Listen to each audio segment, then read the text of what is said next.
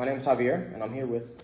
I'm David Potter. We're mechanical engineering students at UNC Charlotte, and we made a vehicle data logger using a Raspberry Pi and a GPS to track the GPS coordinates and speed versus the timestamp in your vehicle.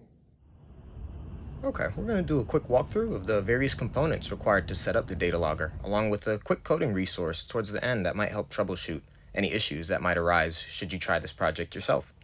First, we got the brains of the operation, a Raspberry Pi 4. It's a 1 gigabyte model enclosed in an inexpensive plastic case purchased from Amazon.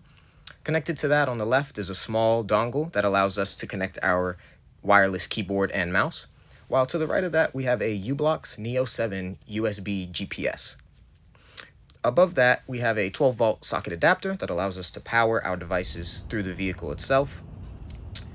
And here we have our K400 Logitech keyboard and trackpad. Above that, we have various USB-C, micro USB, micro HDMI cables to connect everything together. And here we have our 7-inch LCD display with a resolution of 1024 by 600 and its corresponding power cable. Something important to note is that the Raspbian Buster operating system is required on your Raspberry Pi. Newer versions of the OS comprehend Python 3, whereas this project calls for Python 2. Now, Python 3 and Python 2 are not compatible, so it's important to upload the correct operating system to your Raspberry Pi. On top of that, a specific display setup might be required depending on which monitor or display you decide to use.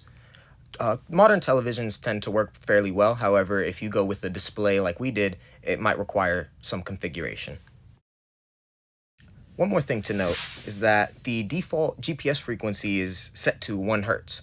For this project to run smoothly and collect data in the way that we intend, we need to reset this frequency to 10 Hz.